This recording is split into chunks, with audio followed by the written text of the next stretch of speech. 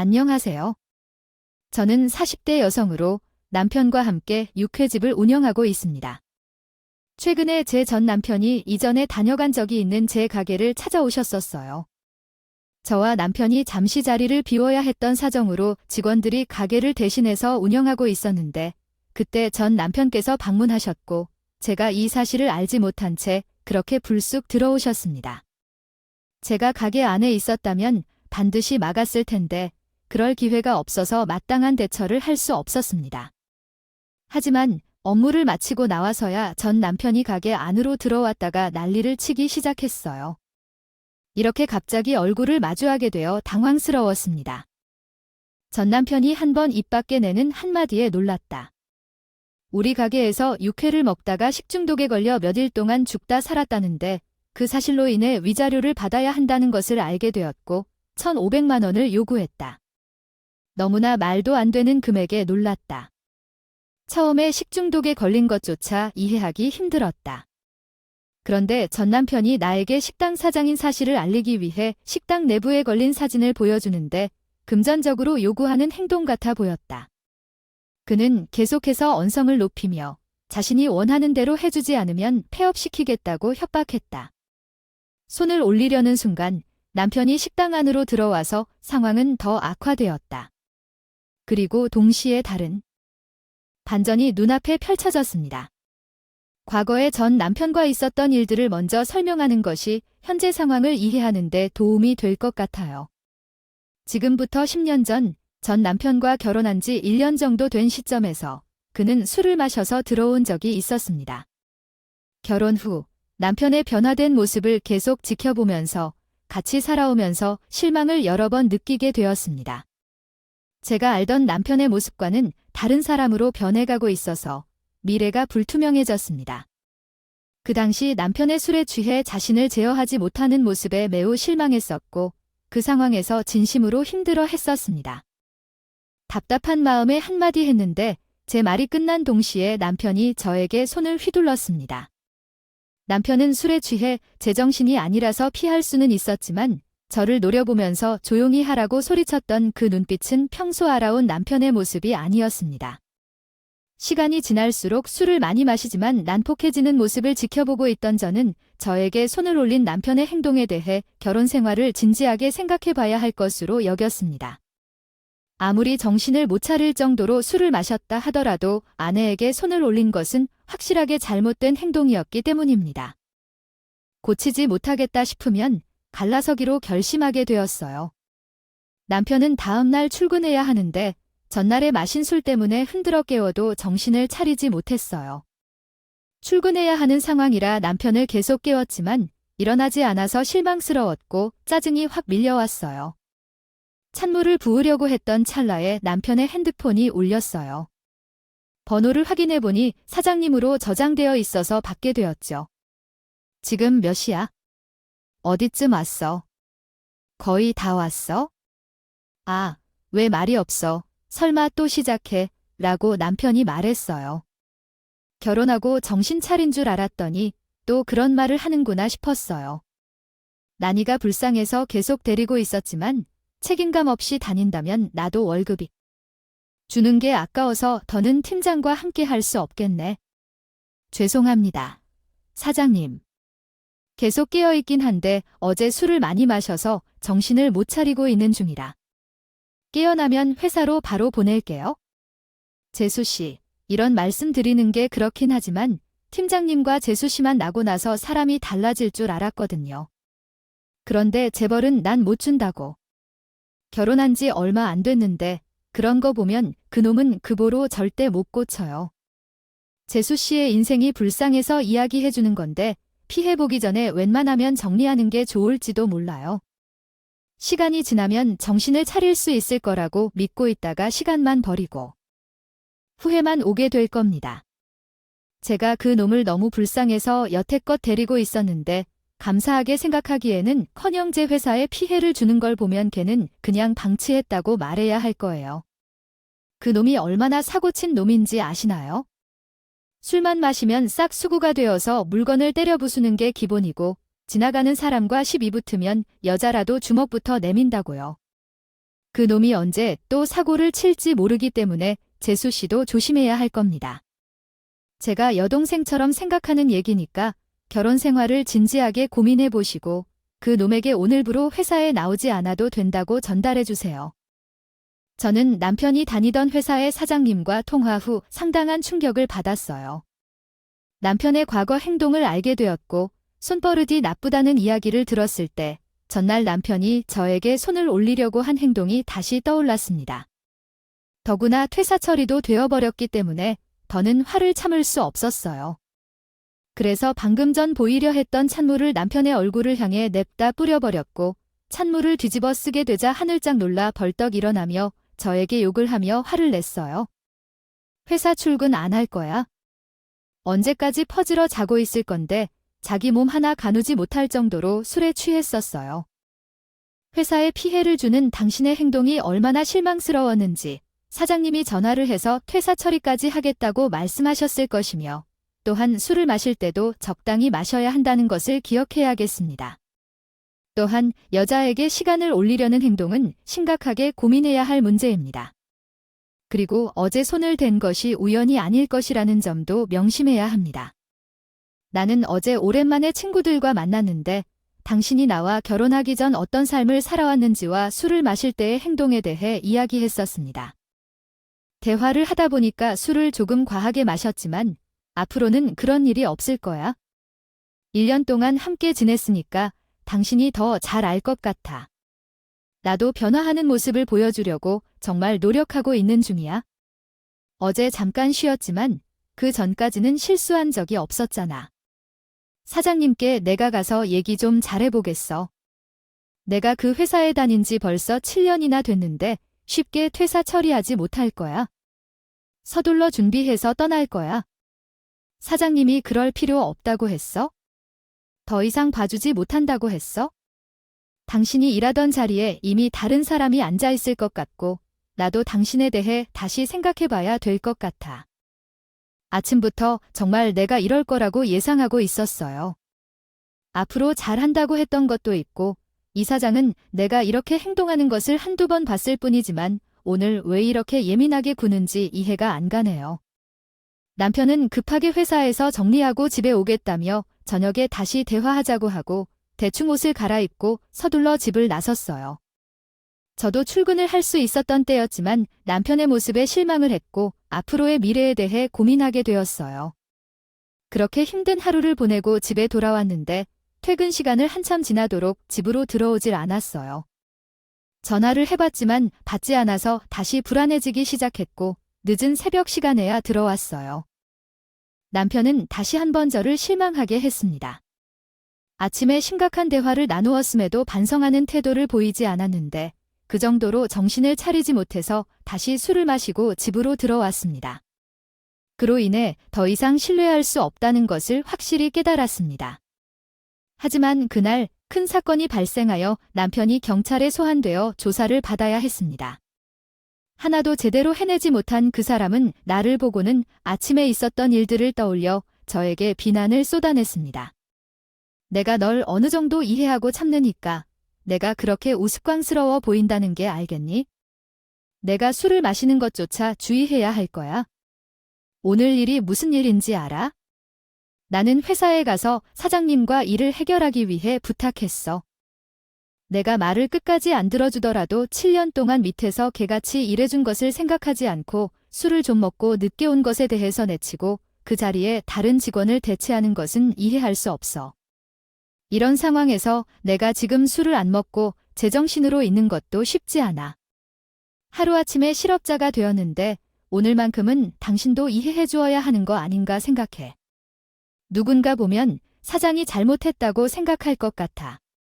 네가 그동안 보인 행실이 얼마나 나쁘다고 생각해? 만약 그렇게 행동했다면 퇴사 처리를 당연히 받았을 텐데.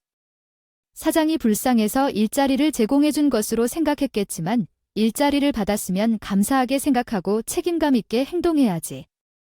잘난 척하는 것은 쓸모없는 소리일 뿐이야. 마냥 얘기하더니 아주 꼴 좋다. 어차피 나도 너랑 같이 더 이상 살고 싶지 않아.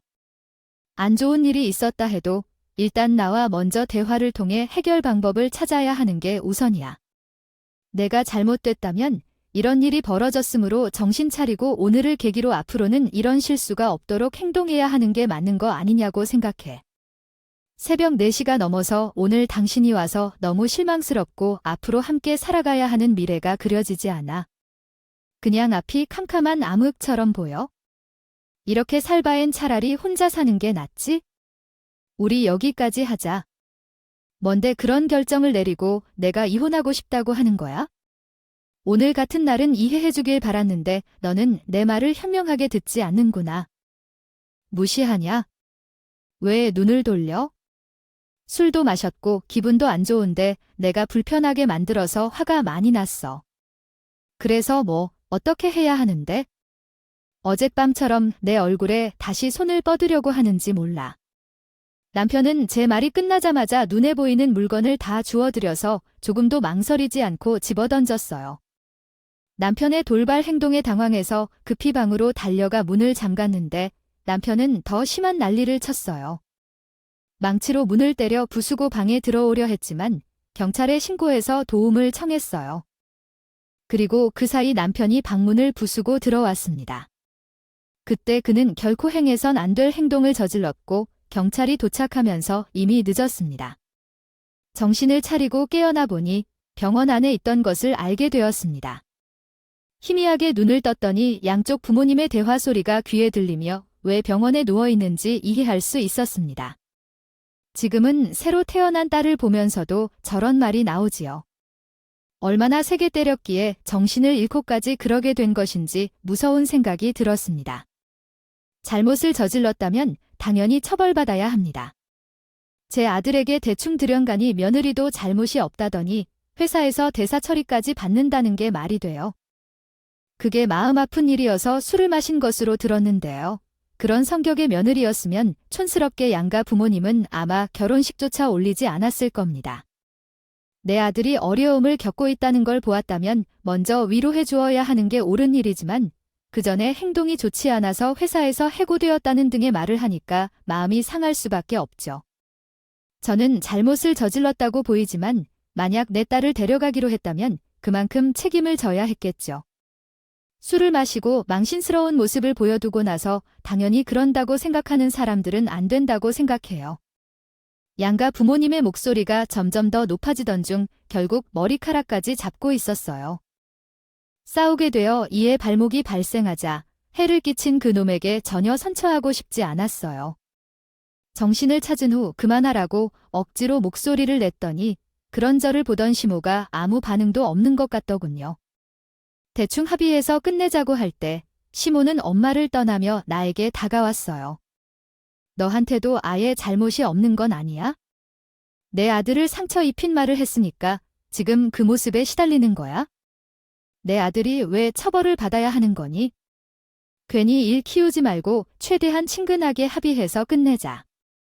병원비와 이혼 위자료를 챙겨줄 테니까 이혼 서류에 도장 찍고 조용히 칼 띄우자. 당신이 말씀하시는 내용을 다음과 같이 재구성해 보겠습니다. 당신은 아마 현재 상황을 이해하지 못하고 있는 것 같습니다. 지금 당장 무릎 꿇고 용서를 구해도 충분하지 않을 정도로 큰 문제가 있습니다. 우리는 합의하고 이 문제를 종결시키는 게 좋겠습니다. 저는 무엇을 잘못했는지 모르겠어요. 아들이 저를 속여 결혼까지 했는데 그런데 무엇이 잘못된 건가요? 술을 마시고 여성에게 폭력을 행하는 게 옳은 행동인가요? 당신들이 우리 가족을 속여 그 사람과 결혼시키는 게 옳은 일인가요? 그 사람이 여성에게 폭력 사고가 있는 것을 알고 있었는데도 결혼을 시켰다면 이는 사기 결혼이 되어 결혼이 성립되는 게 맞는 것인지 알고 계실 겁니다. 절대론까지도 그 아이는 적절한 처분을 받을 것입니다. 내가 원하는 대로 될 것 같아. 우리는 변호사 선이 많았으니 사기 결혼이라고.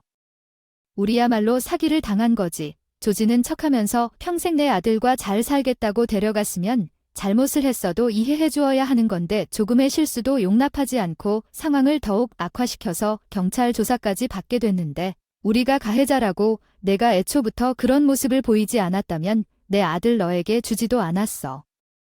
너 지금 병원에 입원한 것도 개병 아니야? 일부러 이런 식으로 접근해서 돈을 뜯어갈 생각 아니냐고. 지금 환자인 딸한테 뭐라고 그러는 거야?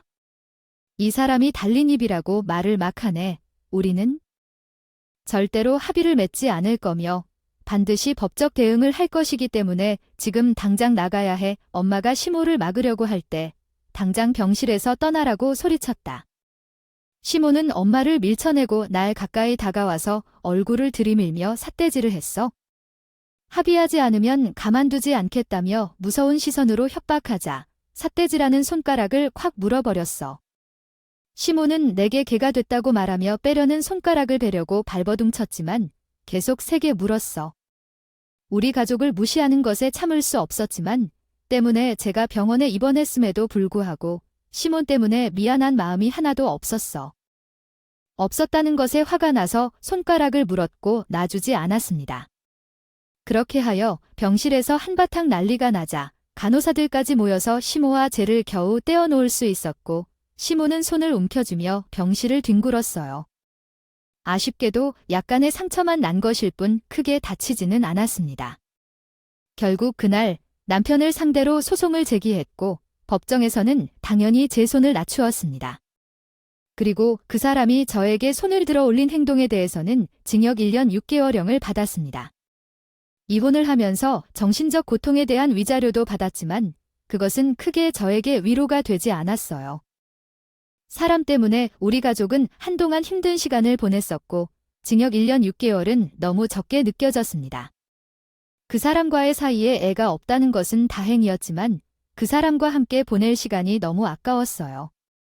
2번 다시 같은 실수를 반복하고 싶지 않았고 몇 년이 지난 후 다른 사람과 인연을 맺을 때는 더 신중해져야만 했습니다. 그리고 과거의 아픔을 모두 잊게 해준 한 사람을 만나 결혼 생활을 다시 시작하게 되었습니다. 과거에 잠깐 스쳐 지나갔던 그 사람과는 하늘과 땅 차이였어요. 그는 정말 잘 대해주었고 하루하루가 너무 소중할 만큼 내일이 행복한 시간이었습니다. 그렇게 아이까지 둘러 열심히 살아가고 있었는데요. 전 남편과 이혼한 지 10년이 흐른 후 다시 얼굴을 마주하게 될 것이라는 생각은 전혀 상상하지 못했어요. 한국 땅덩어리가 좁다고는 하지만 그럼에도 불구하고 많은 인구 속에서 다시 만나게 될 거라는 것은 전혀 예상하지 못했던 순간이 있었죠. 그것도 하필이면 우리 부부가 운영하는 식당을 비운 사이에 전 남편이 찾아왔고 저희 가족 사진이 카운터에 걸려있는 걸 보고 다시 한번 찾아와 행패를 부리기 시작했습니다. 앞서 말씀드린 대로 남편과 함께 육회집을 운영하고 있어요. 그곳에서 꽤 오랜 시간 일했고 어느 정도의 평판을 쌓았으며 상당히 많은 고객들이 찾아와 주었어요. 누구에게나 힘든 시간들이 있기는 하지만요. 그래도 자리가 잡히니 저희 가족은 부족함 없이 먹고 살 수 있을 정도의 매출을 올릴 수 있었는데 전 남편이 저희 부부가 없을 때 육회를 먹고 돌아간 뒤 식중독에 걸렸다며 1,500만 원의 위자료를 청구했을 때 너무 어이가 없고 기가 막혔습니다. 유쾌한 집이라서 위생 관련해서는 철저했는데 식중독에 걸렸다는 말을 처음 들었을 때 당황할 수밖에 없었습니다. 문제는 전 남편이 육회를 먹었을 때 다른 손님들도 상당히 많이 다녀갔었는데 조금도 문제가 생겼다는 연락을 받아본 적이 없습니다. 누가 봐도 전 남편이 저가 육회집을 운영하고 있다는 사실도 명백합니다. 돈을 뜯어내려고 계획한 것으로 보였어요. 그럼 지금 내가 거짓말을 하는 거야? 내가 먹은 것만 문제가 됐겠지? 소주 한 잔 생각나서 오랜만에 육회집에 들렀는데 내가 사장이었냐? 너 때문에 내가 1년이나 6개월 징역을 살았어. 한 걸 생각하면 아직까지 화가 치밀어 오르는데 내 성격 모르는 거 아니지. 그때 여기서 육회를 먹은 것 말곤 아무것도 먹은 게 없었다고. 식중독 때문에 며칠간 고생해서 내야 했고 얼마나 힘들었는지 알아? 1,500만 원도 싸게 해준 거야? 앞으로 여기서 장사를 못하게 깽판 한번 치볼까? 내가 입 한 번 놀리는 순간 여기 식당은 태엽이야. 좋게 말할 때 내가 청구한 위자료. 당신은 지금 어디 있습니까? 웨이퍼 서머리 책. 한 줄 아는 것 같지 않아요? 제가 원하는 조건을 충족시켜주지 않으면 가게 망하게 만든다고 분명히 말했을 텐데 전 남편은 제 얼굴을 청구서로 후려친 후 더 이상 장사할 수 없게 만들 것이라며 홀에 있는 테이블과 의자를 모두 때려 부셨어요. 10년 전보다 현재 상태가 훨씬 더 심각해 보였습니다. 이미 전 남편은 알코올 중독에 빠져 있거나 얼굴의 상태가 10년 전보다 더 좋지 않았고 옷차림도 매우 더러워서 언제 씻었는지 알 수 없을 정도로 위생 상태도 좋지 않았어요. 분노를 제어하지 못하는 모습이 식당 CCTV에 다 녹화되고 있다는 것도 모르고 계셨을 거예요. 식당 내부를 전부 다 파괴했습니다. 직원에게 경찰서에 신고해달라고 부탁했으며 전 남편의 행동을 지켜보기만 했습니다. 경찰이 오기 전까지 상대하고 싶지 않았어요. 그렇게 혼자서 한참 동안 난리를 치던 전 남편은 거칠게 숨을 고르며 저를 노려보고 있었습니다. 식당 안으로 들어온 남편이 전 남편과 얼굴을 마주하자 식당이 난장판이 된 것을 한번 둘러본 후 전 남편에게 돌진하여 망설임 없이 주먹을 퍼부었습니다. 너 기억 안 나냐? 이해봐. 나를 완전히 잊어버린 것 같네. 8년 전에 그 일을 나는 지금도 잊지 못하는데 너는 나를 잊어버리면 안 되지. 내 눈은 똑바로 봐봐. 얘야, 나는 아직까지 너 이름도 기억하고 있어? 안 그래? 내가 처음 오픈한 가게에 와서 결국 폐업까지 하게 만든 개 같은 놈 내가 그렇게 대접했었나? 나는 오늘 그쪽을 처음 보는데 나 때문에 폐업이 되거나 장사가 안 된 식당들이 한두 개가 아니라서 내가 누군지 모르겠다. 내가 그때 내 식당에서 밥 먹고 간 뒤로 식중독에 걸렸다며 의자로 창고에 있었잖아. 그때도 내가 거짓말을 하고 있다는 걸 알고. 그러나 그것을 좋게 넘어가려고 했었어. 병원에서 식중독에 걸렸다는 진단서를 요구했지만 무작정 돈을 요구하며 횡설수설하면서 그냥 내쫓아버렸어. 그 후 내 식당에서 밥을 먹으면 집중독에 걸린다는 소문이 퍼지면서 동네 카페까지 소문이 퍼지자 내 식당은 위기에 처했어. 거짓 소문이라는 해명글도 올리고 노력했지만 한번 생긴 불씨는 결국 폐업으로 이어졌어. 그때 우리 가게에서 음식을 먹고 복통 유발되었다는 진단서에 적힌 석자 안 상태를 지금까지 기억하고 있지만 너는 내 인생을 망쳐놓고 그것을 잊고 살고 있는 것이냐. 오늘 너도 잘 걸렸다. 남편의 과거에 대해 이야기를 하던 그날 처음째 거야. 들은 사실을 알게 되었을 때 전 남편과 현재 남편이 예전에 문제가 있었음을 알게 되어 깊은 충격을 받았습니다. 두 사람 사이에 서로 싸움을 벌이는 도중 경찰이 개입하여 중재했고 전 남편은 가게를 찾아와 법적 대응이 이루어졌습니다. 전 남편에 대한 경찰 조사를 통해 저희 식당 이외에도 다른 식당에서도 비슷한 사건으로 인해 피해를 입은 사람들이 상당히 많았음을 알아냈습니다. 이 사실을 알게 된 남편은 피해를 입은 식당 주인들을 모아 집단 소송을 진행했습니다. 전 남편으로부터 받은 피해에 대한 손해배상을 요구하며 함께 계속해서 법적 절차를 밟아 나가려 합니다. 청구를 하려는 게 아니라 두 번째로 사회에 발자제하라고 말씀하시는데 합의는 제 생각조차 하지 않았습니다. 집단 소송을 받게 된 전 남편은 징역에 처해지고 싶지 않은 것 같더라고요. 다음부터는 정신 차리고 올바른 삶을 살아가고 싶다며 반성하는 모습을 보였지만 그것 또한 허울뿐인 것을 알고 있었습니다. 남편과는 달리 다른 사람들도 조금의 관대함도 없이 합의를 하지 않았는데 결국 전 남편은 이 문제로 2년간 징역을 다시 수행하게 되었습니다. 법적 절차를 통해 알게 된 것은 전 시부는 현재 요양원에서 경유하고 계시며 전 시모는 암으로로 돌아가셨다는 사실을 알게 되었고 그동안 전 남편은 제대로 된 직장도 없이 일당직으로 건설 현장을 전전하면서 하루살이를 하며 살아가고 있었던 제 삶에 대해 깨달을 수 있었네요. 만약에 제가 그 사람과 결혼 생활을 유지했다면 현재의 행복을 누리지 못했을 겁니다. 사람을 잘못 만나면 단 한순간의 선택으로 인해 삶이 바뀐다는 말이 맞는 것 같아요. 다시 한번 징역을 살고 나와도 그 사람이 지난 10년 전이나 지금이나 변할 것이 없겠지만 다음에 만날 때는 더 신중하게 생각했으면 좋겠어요. 인생의 소중한 선택을 할 때는 신중하게 결정하시길 바랍니다. 한 번의 잘못된 선택이 남은 인생을 망쳐버릴 수 있다는 교훈을 제 이야기를 통해 많은 분들이 느꼈으면 좋겠습니다. 날씨가 추우니 건강에 유의하세요. 재산을 주셔서 감사합니다.